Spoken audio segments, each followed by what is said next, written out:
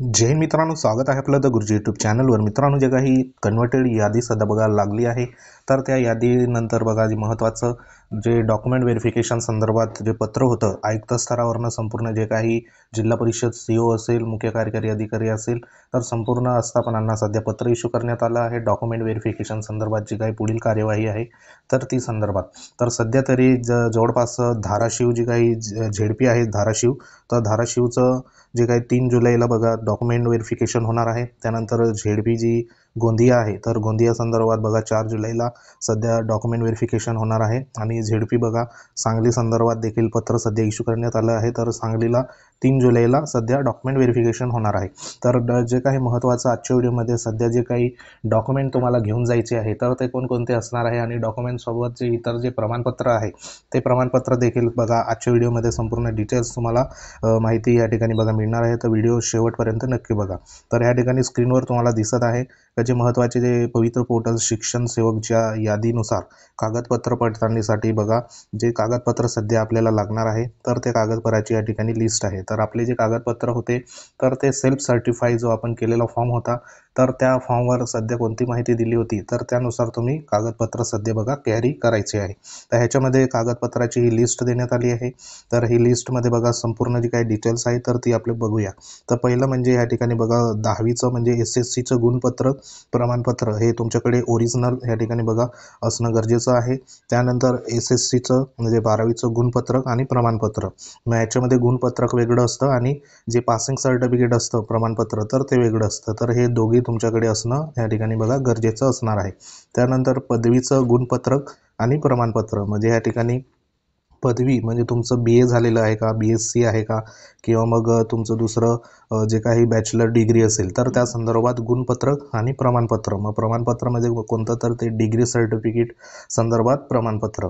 त्यानंतर तुमचं PG जर झालं असेल आणि तुमचं या ठिकाणी बघा त्या संदर्भात गुणपत्रक आणि प्रमाणपत्र। तर असे हे जे काही महत्त्वाचे शैक्षणिक जे प्रमाणपत्र आणि गुणपत्रक तर ते या ठिकाणी तुम्हाला मूळ जे आहे म्हणजे ओरिजिनल त्या ठिकाणी लागणार आहे। त्यानंतर ज्या सध्या व्यावसायिक संदर्भात व्यावसायिक जे काही डिग्री आहे तर त्या संदर्भात तुमचं जर बघा D.Ed झालेलं असेल तर D.Edचं गुणपत्रक व प्रमाणपत्र। त्यानंतर B.Ed झालं असेल तर B.Edचं बघा गुणपत्रक प्रमाणपत्र, हे दोन तुम्हाला बघा व्यावसायिकसाठी त्या ठिकाणी लागणार आहे तुमची जी पात्रता असेल त्याच्यानुसार। त्यानंतर महत्त्वाचं या ठिकाणी TET संदर्भात बघा TET तुम्ही क्वालिफाय आहे का किंवा CTET क्वालिफाय आहे का त्याचं गुणपत्रक आणि प्रमाणपत्र। तर हे जर TETचं जर प्रमाणपत्र तुम्हाला बघा तुमच्याकडे जी काही कॉपी असेल तर ती बघा बाय हँड असेल। फक्त या ठिकाणी जे CTET संदर्भात जे प्रमाणपत्रक आहे आणि गुणपत्रक आहे तर ते तुम्हाला जे डिजिलॉकर जे ॲप आहे तर त्या डिजिलॉकरमधून बघा तुम्हाला ते पत्र त्या ठिकाणी डाउनलोड करून घ्यायला पडेल। तर कसं डाउनलोड करायचं तर त्या संदर्भात देखील आपल्या यूट्यूब चॅनलवर व्हिडिओ आहे, तो एकदा तो जाऊन तुम्ही बघू शकता CET संदर्भात। त्यानंतर तुमचं जे काही टेटची अर्जाची जी स्वप्रमाणपत्र प्रत होती म्हणजे सेल्फ सर्टिफाय संदर्भात जी प्रत आहे तर ती प्रत देखील बघा त्या ठिकाणी प्रिंट तुम्हाला लागणार आहे। तर ती देखील प्रिंट तुम्ही काढून घ्या जे सेल्फ सर्टिफाय तुम्ही केलं होतं। त्यानंतर बघा अभियोग्यता परीक्षा निकालाची टेट गुण पत्रिका, तर ही पत्रिका देखील तुम्हाला लागणार आहे। तुम्हाला जे टेट गुण किती मिळाले त्या संदर्भात बघा गुणपत्रिका होती तर ती देखील तुमच्याजवळ असणे त्या ठिकाणी बघा महत्त्वाचं आहे। त्यानंतर नियुक्ती प्रवर्गासंदर्भात जी माहिती आहे म्हणजे जे तुमचं सध्या फॉर्म तुम्ही सेल्फ सर्टिफाय कोणत्या प्रवर्गातून केलेला आहे तर त्या प्रवर्गासंदर्भात जी काही माहिती असेल किंवा प्रमाणपत्र असेल तर त्या संदर्भात इथे माहितीही देण्यात आली आहे। मग त्याच्यामध्ये जात प्रमाणपत्र म्हणजे कास्ट सर्टिफिकेट तुम्ही जर त्या ठिकाणी बघा महत्त्वाचं एक तुमचं कास्ट जर ST असेल SC असेल तर त्या संदर्भात जात प्रमाणपत्र त्या ठिकाणी तुम्हाला लागेल। त्यानंतर बघा इथं जात वैधता प्रमाणपत्र म्हणजे जी काही व्हॅलिडिटी आहे तर ती व्हॅलिडिटी संबंधित ज्या कॅटेगरीना आता या ठिकाणी बघा ST कॅटेगरीला देखील कास्ट व्हॅलिडिटी बघा त्या ठिकाणी संबंधित जिल्हा परिषदा सध्या त्या ठिकाणी सादर करायला पडेल।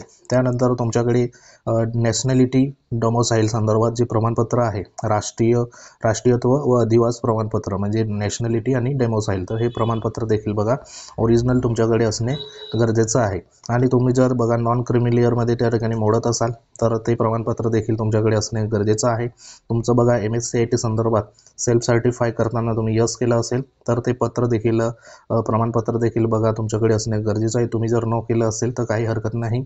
पुढील जे काही कालावधीमध्ये सध्या पासिंग संदर्भात हे MSCIT संदर्भात त्या ठिकाणी मागणीही केली जाते. आणि ह्या ठिकाणी महत्त्वाचं बघा, महिला आरक्षण संदर्भात, म्हणजे तुम्ही महिला प्रवर्गातून आरक्षण घेतलेलं असेल आणि तिथं यस केलेलं असेल तर ते देखील तुमच्याकडे असणे गरजेचं आहे. कारण आता सध्या बघा, कन्व्हर्टेड राऊंडमध्ये संपूर्ण जे काही कटअप किंवा सिलेक्शन असेल तर ते सर्वसाधारण ह्या गटातून सध्या बघा झालेलं आहे. त्यानंतर बघा, ह्या ठिकाणी जे काही शासन अधिसूचना जी होती 28 मार्च 2005 अन्वये जे काही तिसरे अपत्य आहे, तर तिसरे अपत्य नसल्याबाबतचा दाखला त्या ठिकाणी मागितला आहे. तर तो दाखल्याचं जे काही जी डिटेल्स आहे, प्रमाणपत्र आहे कसं भरायचं, तर ते देखील आपण पुढे बघणार आहोत.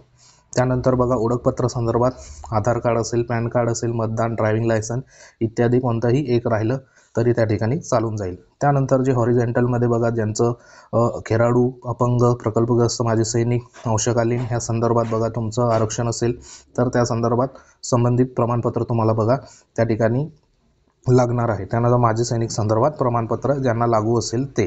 तर असे जवळपास हे 20 ते 21 प्रकारचे सध्या बघा डॉक्युमेंट तुम्हाला घेऊन जायला पडेल. तर असं हे महत्त्वाचं आहे. जे संपूर्ण डॉक्युमेंट लिस्ट आपल्या टेलिग्राम चॅनलवर तुम्हाला मिळून जाईल. लिंक जी आहे ते व्हिडिओच्या डिस्क्रिप्शनमध्ये देण्यात आली आहे. तसंच बघा, जे इथं शासन निर्णय 28 मार्च 2005 नुसार महत्त्वाचं जे दाखला आहे तर तो दाखला देखील बघणार आहे. तसंच बघा, या ठिकाणी पुढचं तुम्हाला जे काही स्वयं सांशांकन, जे स्वयं घोषणापत्र आहे, तर हे पत्राचं तुम्हाला प्रिंट काढून ह्याच्यावरती सध्या जी माहिती आहे, फोटो वगैरे, तर ते संपूर्ण इथं तुम्हाला भरून त्या ठिकाणी सादर करायला पडेल. तर एकंदरीत हे जे आहे ते स्वयं घोषणापत्र आहे. तर इथं आपला जो फोटो असेल लेटेस्ट तर तो इथं चिपकवायचा. इथं तुमचं नाव असणार आहे.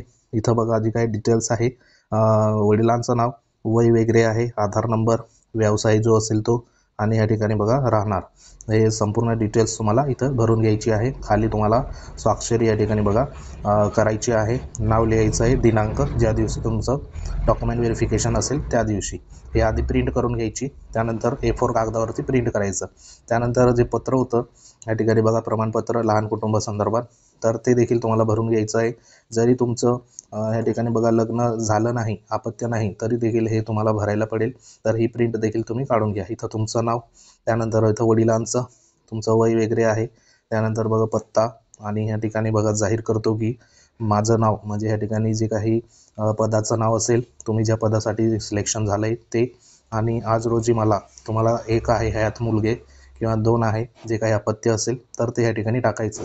आणि ज्यांचं लग्न नाही झालं तर त्यांनी बघा इथं 0 नमूद करायचं. तर अशा पद्धतीने हे फॉर्म तुम्ही अर्ज या ठिकाणी बघा भरून घ्यायचं, स्वाक्षरी, ठिकाण. तर अशा पद्धतीने हे लहान कुटुंबाचं प्रमाणपत्र A4 साईजवरती प्रिंट करा आणि नंतर मग भरून घ्यायचं. त्यानंतर स्वघोषणापत्र आहे. तर स्वघोषणापत्र देखील स्वतःचं नाव, त्यानंतर बघा वडिलांचं नाव, वय वगैरे, आधार नंबर, व्यवसाय, पत्ता, हे संपूर्ण डिटेल्स तुम्ही भरून घ्यायची आहे. ठिकाण लिहायचं आहे, अर्जदाराची सही, नाव, हे संपूर्ण बघा तुम्हाला A4 प्रिंट करून घ्यायची. आणि हे जे 3 जे महत्त्वाचे प्रमाणपत्र आहे, स्वयं घोषणापत्र, त्यानंतर बघा लहान कुटुंब प्रमाणपत्र, आणि हे महत्त्वाचं बघा स्वयं जे घोषणापत्र, हे 3 प्रमाणपत्र तुम्हाला A4 पेजवरती बघा प्रिंट करून घ्यायचं. आणि मग हे संपूर्ण जे काही डिटेल्स आहे तर ती भरून घ्यायची आहे. फोटो लावायचा जिथं फोटो असेल. तर असे तुम्हाला बघा जे काही डॉक्युमेंट असेल तर त्या डॉक्युमेंट ओरिजिनल आणि झेरॉक्स जो काही सेट असेल तर तो झेरॉक्स सेट सध्या बघा घेऊन हा जायचा आहे अटेस्टेड करून.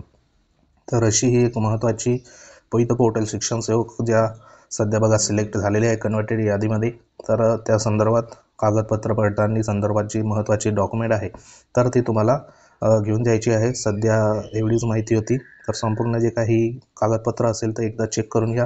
काही तुमच्या क्वेऱ्या असतील तर कमेंट करू शकतात. निश्चितच त्याच्यावरती जे काही उत्तर असेल, रिप्लाय असेल तर तो मिळेल. तर हे संपूर्ण जे काही प्रमाणपत्र असेल ते प्रमाणपत्र आपल्या टेलिग्राम चॅनलवर अवेलेबल आहे. तेथे जाऊन तुम्ही डाउनलोड करू शकता आणि प्रिंट हे काढून घ्या. लिंक आहे ती व्हिडिओच्या डिस्क्रिप्शनमध्ये देण्यात आली आहे. तर भेटूया अशा प्रकारच्या महत्त्वाच्या इन्फॉर्मेशनमध्ये. तोपर्यंत जय हिंद, वंदे मातरम.